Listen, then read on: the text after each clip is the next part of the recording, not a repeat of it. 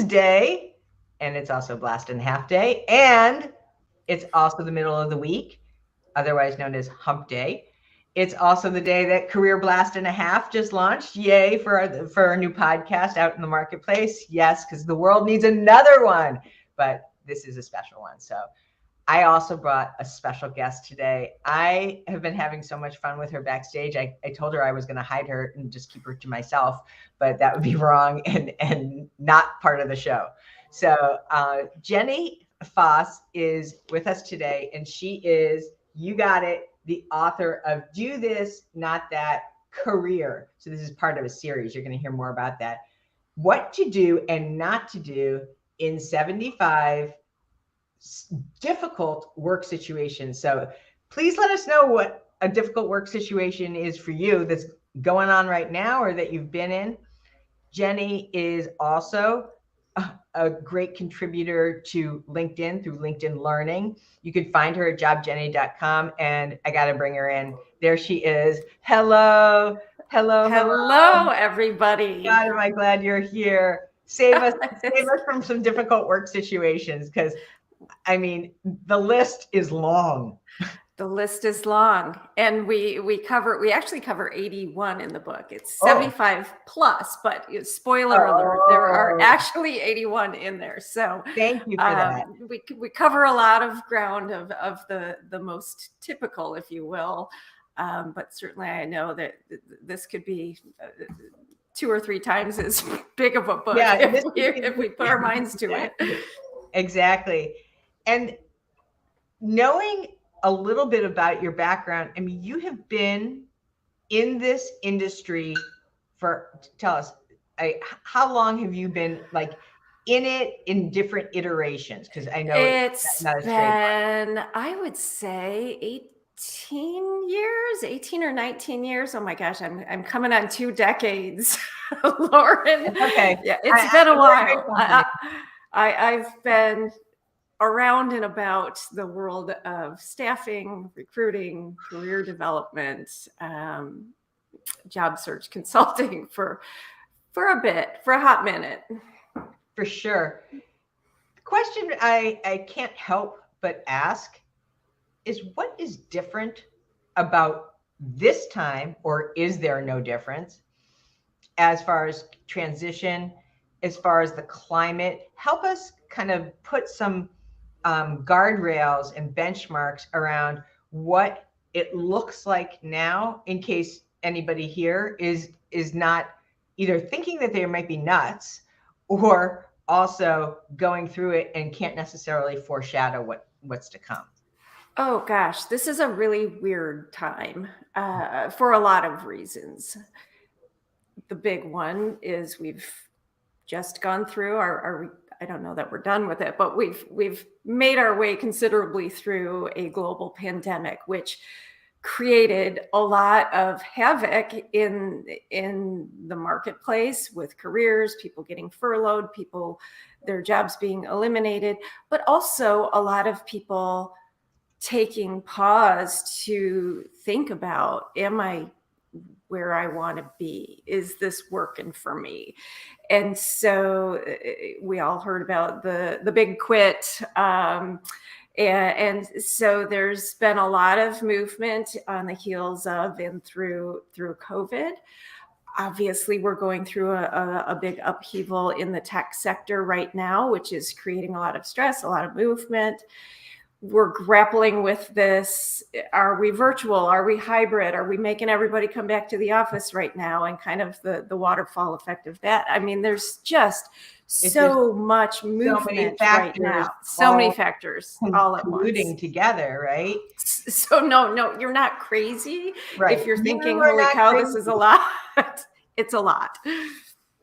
And so if you are in the middle of a transition, which it seems like everyone is, and if they're not right now, then there's some inkling that it could be coming, whether it's by choice or not. And so I would love to understand the genesis of how this book came about and how all of us, whether we're in transition or not, should pick this up and why we should be using this. The interesting thing about this book is, and of course I'm saying this as the author, oh, this book is very, very interesting. But the interesting thing about this book is it's a book that you don't have to at all read it straight through, which is wonderful for me because I'm the queen of 2 pages, 2 pages, 2 pages. It's something that situationally you can grab and flip to the page, the lesson, when you're in real time going through whatever that situation is, whether you're interviewing or trying to land a promotion or feeling like you have a really icky boss and don't know how to handle that. So it's very actionable with very quick tips. And that is something I know people want and people need today. Just tell me what to do. Tell me what to say. I mean, I need help right now. Quick question. I got a quick question. Everybody's got a quick question that oftentimes does not have a quick answer. So they're in here. They're in here. I tried really hard to offer quick answers that in some instances, especially with bigger topics, it won't necessarily solve everything all at once. Oh, thank you for that 2-page lesson. You know, my life has been transformed, but it will get you thinking. It will get you started. It will get you through that moment in an efficient manner. So that's kind of what's different about this book. I do want to have you like narrate. I'm going to do as much of a show and tell as I can. So you guys can see it. So here, I'm showing you this because it really does showcase the efficacy and the speed in which you are able to grab the information. I love this layout, right? So here is this one. Your coworkers are very clicky. Right? Nobody has clicky coworkers. What are you talking about? Yeah, exactly. And so they're not like, they're like the real deal. And so obviously the circle, I'm doing it backwards. The circle is the do this, and the X, of course, is the not that. And I just love the way that this is laid out. And it's almost like it's like a glossary, right? Like go in the back, pick this up, or go in the front and look at these chapter titles, and you can do a deep dive in there. Exactly true. And look how bright I'm looking. It's turning into daytime here on the West Coast. So all of a sudden I'm like very glowy. Hello. Hello. So we have a question here from Asha May from Boston. Yay. Would love insight on how to navigate internal recruiters who don't have a good handle on what the hiring managers actually need to go to the next conversation. Oh my God. This is really a good one. Go, Jenny, go. This is a sensitive one because that's your point person in most regards. So you are expected to go through the internal recruiter to get to the next step, which would be the hiring manager or the hiring panel, whoever they are.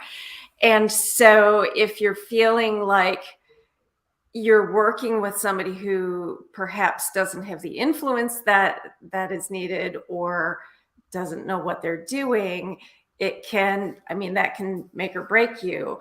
And so, I would say that potentially asking thoughtful questions, and if they don't have the answer for you, asking if that's something that they might be willing to pursue. So gently leaning into them, or I want to say holding their feet to the fire maybe a little bit, but in a gentle way that expresses curiosity. And how do I say this? You want to give that person the impression that you're looking to them as the expert. Hey, I'm looking for your advice on this, or what have you.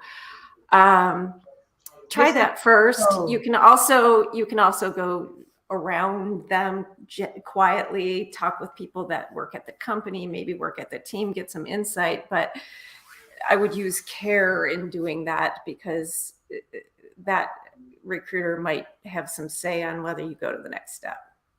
Yes. Lauren, what would you suggest? So I would say proceed with caution. And I think you nailed it. This person could be the gatekeeper. is the gatekeeper, at least for that initial round, right? They're there to weed out candidates that aren't necessarily a good fit, that they will potentially look bad if they bring that person to the hiring manager, right? Exactly true. Their butt is on the line, or their ass is grass if they don't bring good candidates, right? So you definitely want to endear yourself to this person, and also not necessarily have that person be the final say. So I know that the goal here is to get to the decision maker. You're right about that. So I would proceed with caution and see if you're not getting any traction. You might want to gently go and talk to some other people about how you might be able to navigate that. But again, no hard and fast answer there. Sorry. I'm getting a shout out for you. This is a practical book for realistic insight. Great to hear and see. Rhonda, do you have a burning desire, a question, something that is really sticky that's going on here? Because I have one that I wanted to have Jenny talk about. It's on page 10. So for all of you guys who have the book already, jump to page 10. And it says, if you want to get your PhD in career management, read this book cover to cover. And so I'll be giving out the diplomas. Well, yeah, tell us what we're going to do. What are we going to get when we get our PhD? You're going to have wild street smarts for navigating not all, 81 of those sticky situations. So you'll have some chops, right? You'll be able to flip and flop and be able to have some agility around these difficult situations.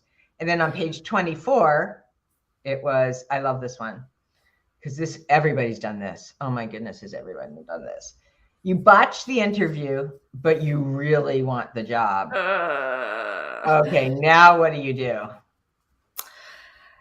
I think the first thing that a lot of people should do is ask yourself if you're being hard on yourself, because sometimes I really think people are like, oh, I did so terrible. And then, oh my gosh, they called me back. I can't believe it. So we are our own worst critics. So as you rewind and relive the interview in your head, before you take any actions, ask yourself, did I really screw up, or am I just being hypercritical of myself? Now, if you think that there is an area where you fumbled or you answered, I always recommend using your thank you note for your damage control. So, and this doesn't mean groveling. That's the don't do this, I think, is don't grovel. But what you could do is, as you're thanking them for the conversation, it was great learning about X, Y, and Z. Listen, I got to thinking after we hung up about your question related to, customer journeys or whatever. And what I forgot to mention was X, which, just quick, example that you forgot to mention, and then moving on, looking forward to continuing the conversation, blah, blah, blah. So that's one way you can recover. If you really screwed up, maybe you've got a sick kid or something's going on with your health or something that really jeopardizes your ability to perform, and you went through the interview and did poorly, I would be honest and say, I want to let you know what's going on. I'm disappointed in, how I showed up. I didn't want to miss this. Would you potentially consider rescheduling, like a do-over, asking for a do-over? They might say no, Lauren, they might, but sure, they could say yes, but they won't have that opportunity if you don't ask. These are also exercises in your own self-awareness, because that interview process and just the whole situation at large can amplify some of the worst noise in your head. So gosh, yeah. definitely step yourself back and ask yourself where you went off the rails, if you think you did, because it may not be as big as you think, right? It's Right. like a rearview mirror. These things look larger than they really are. Exactly So true. keep that in mind. Rhonda, I'm in transition looking for my next role at the moment due to layoff, but am still an influencer to many who are struggling in their position. I will recommend this book for an objective resource in an emotional situation. Preach. Thank you, Rhonda. That is so true, right? That is, I think, the whole point of what you were just saying. It's emotional. It's hard to put yourself into that objective state of mind. I also You always second guess yourself. You second guess. totally. You don't want to do the wrong Oh my thing or God, you say the wrong obsess thing. too, right? Second guess and obsess. That's for sure. I always say that the interview is over, but the decision hasn't been made yet. So you do have a window, right? You have a window in there. And one of the ways to jump through it is through the thank you note. So for sure. And Thanks, understanding Chris. these are humans. These are humans. I mean, we Right. are all people. You're not interviewing with mean robots. I mean, sometimes you feel like you are, but humans have the capacity for empathy and care. Especially, I do think that that's heightened. I think that I agree. the empathy meter has gotten higher in some cases. I know other people would say the exact opposite because it is a harsh, cruel world, right? And a lot of the rejections and the ghosting is on the other side of that. But I think that it's polarizing. What can I say? We're seeing it on both ends. The other one that I love, oh, I can't wait for you to talk about this. This is like my favorite one in the whole book, is on page 178. So flip away, keep going. It says, you need to, the Sunday test, right? This is the question. So you need to figure out if it's time to find a new job. And your first tip is to do take the Sunday test. Take the Sunday test. Take the Sunday test. Bring it to us, Jenny. When you are in a job that you're feeling is not the right job, and we've all been there. We have all been there, but not sure what to do next. Do I do anything about it? Do I tough it out? What do I do? The Sunday test is obviously done on a Sunday or the day before you go back to your job. And it's, am I starting to feel anxious? Am I starting to feel edgy? Am I feeling dread about what is to come? Like, am I having a physical and emotional reaction to the thought of re-entering my work environment? Sunday scaries, right? Sometimes I hear people call them Sunday scaries, right? Scaries. Your body does not lie. Your body. What is that book? Your body keeps score. Isn't there a book called that right now? So even if you're trying to will yourself into being okay in that situation, if your body is telling you otherwise, it's something worth paying attention to. Especially if it's to a level of it's impacting your blood pressure, it's impacting your ability to function in your family. So yes, the Sunday test is a good one. So that's the first. Isn't there like multiple choices on this? Yes, absolutely. So take the Sunday test. Another one is ask yourself, am I continuing to learn and grow? If you're not, and assuming you want to, that's perhaps a great sign that you're ready for something new.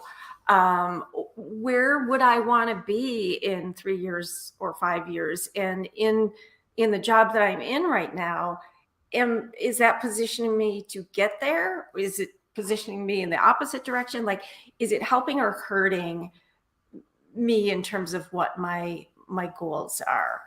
And then conversely, you've probably seen this through your career too, as a recruiter. What you want to use care with, though, is you don't necessarily want to make a knee-jerk decision if there is opportunity for you to make your current situation better, whether that's taking on another project, going into another department, something that makes your current job or your current time at your employer better, that's typically the easier path than just quitting and going after something entirely different.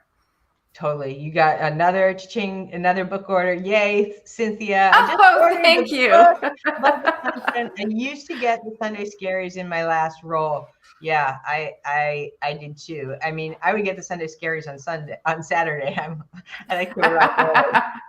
That's pronounced. Yeah, Kelly. Hi to both of you, and Jennifer, 1,000%. So there's more. Your body is always sending you signals. Most of mine I ignored, and when you feel it, and that got me into a lot of trouble. So I do not recommend it. Right? If you continue to have the Sunday Scaries, clearly that's a alarm. Like a check engine light, as our friend Dunya would say. It's a check engine light. That's a very good analogy. And that is an important time to reconsider what the hell is going on, and how much longer you can ride it out there, along with some of the other tips, like, are you growing and learning? I mean, you can phone it in, but that doesn't bode well for your self-esteem and your dignity, especially over a period of time. So here, could you share some tips to help recent graduates with no experience struggling with unemployment? With employment search. Sorry about that. Oh yeah, that's a good one. I am a huge proponent of informational interviews for anyone, but for young adults especially, inviting people who are working in the field that you want to be in, or working at particular companies that you're interested in, inviting them to talk about their experience and share some thoughts with you on what they might recommend that you do. Who do I need to know? What, if you were in my position right now, what would be the next things that you do? Or what are some skills that are really valued on this team or in this role that I want to make sure come through, or that I'm going to need to get? So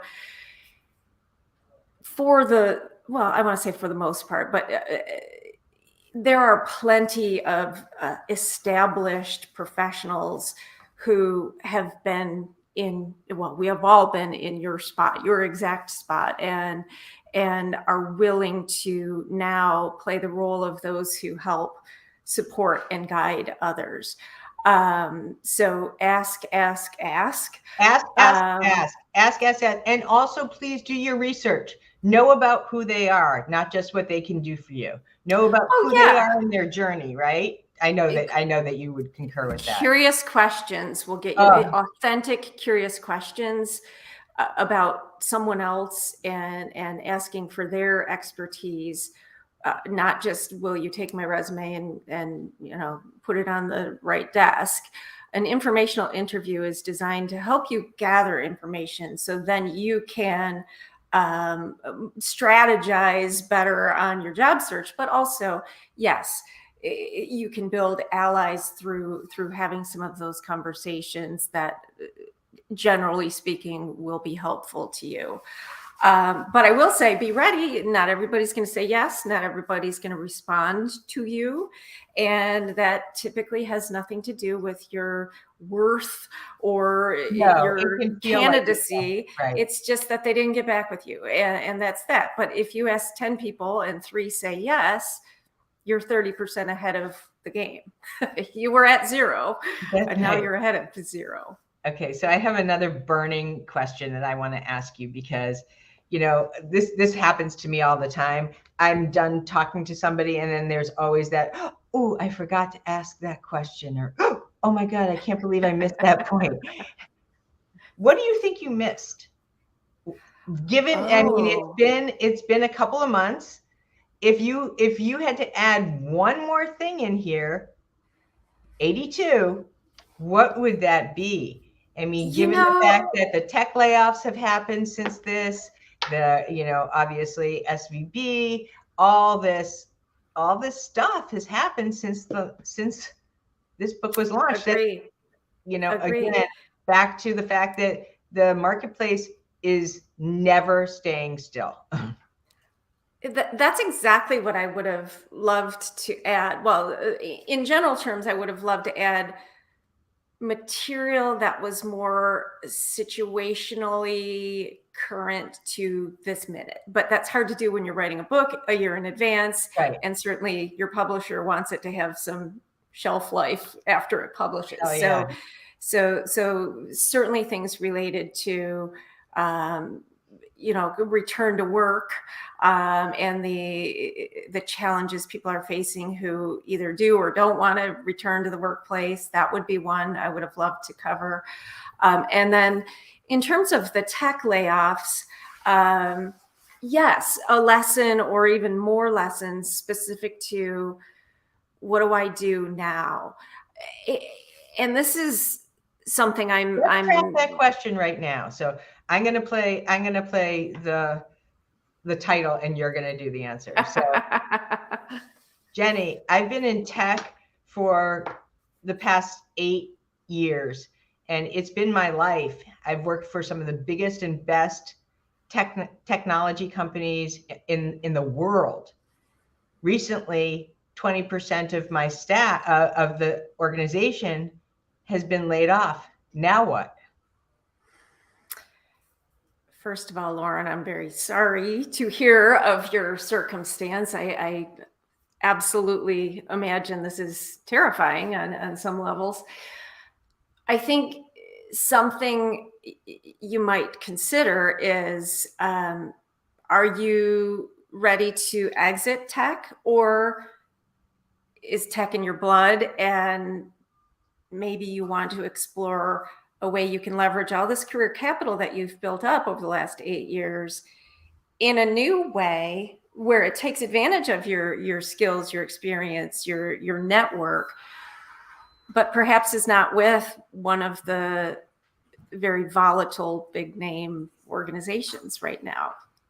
And now I'm going to answer kind of offline on that is, I understand that when you've worked for one of the FANG companies or one of the biggies, it's a source of pride, as it should be, as it absolutely should be.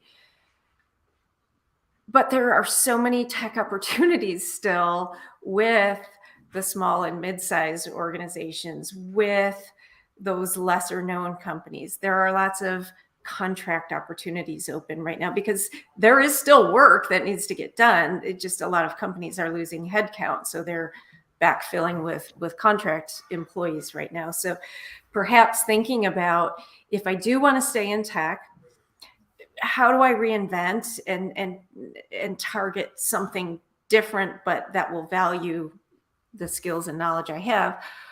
Or if it's not going to be in tech, what maybe sits adjacent to where I have all this knowledge and experience that will kind of be a reinvention without having to just, burn down the whole house. Right. So, I mean, I think you would agree, right? Tech isn't going away. Tech is not, no. And if anything, obviously adjuncts to it, AI and all this are only, skyrocketing. So I think that you have to go where the opportunity is too, and look at how tech has evolved and see maybe where those opportunities are flush. You may need to upskill or cross skill in order to get there. But I would imagine that those foundational elements from some of the bigger organizations are going to be so relevant, and they're probably going to want to have those people on staff because, number one, they know that they've been through hell and back, and they have, a thick armor that you're going to be able to withstand a lot of the changes that are imminent, going forward. So yeah, I agree. I think that here it is. Oh, Kelly, perfect person. Yes. Tell us where tech jobs are transferable beyond the tech field. Yes, they are. Yes. Can you shout out, Kelly, the ones that we should keep top of mind? And back to Jen Arturo. This is back to the Sunday Scaries. My husband used to hear me on Zoom calls with the toxic box. When I had those Sunday Scaries, daily Scaries, he was another point of view that validated it all for me. Yeah. Yeah. Sometimes it is your family that needs to do a bit of an intervention on the situation. Totally.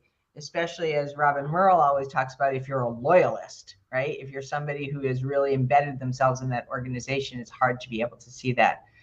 So Jenny Foss, we can find you at jobjenny.com is kind of home base.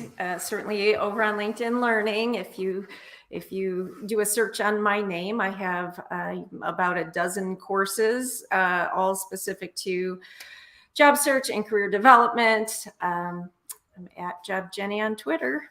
and right here on LinkedIn. Hey, she wrote a book. I'm really happy. I'm so proud of your effort. I really am. Thank you. And I jumped right on this. I did not hold back whatsoever. I was like, Jenny, this is amazing. So it was a journey. That is I bet. Anything romanticized about writing a book went out the window for me during this process. Yeah. There was no cottage or plaid flannel with my coffee. Oh, I can't imagine. I do want to put this up here. I won't put my stamp on anything for stable, but government, healthcare, and education, to name a few. So those are the adjacencies to tech for those that are interested. Jenny Foss, I am so thrilled to have you, to know you, and thank you for all your fabulous work. I'm doing one more show and tell. Look at this. It's amazing. It really is. Thank you. And thank you to everyone here. In the middle of the night too, because it comes with its own beacon. I love it. Yes, for sure. I love it. And you're the best. Hang around for a couple minutes. We're just going to end the broadcast. And thank you, everybody, for being here today. Make sure that you follow Jenny Foss on LinkedIn, and also make sure that you grab this little gem. Okay, bye.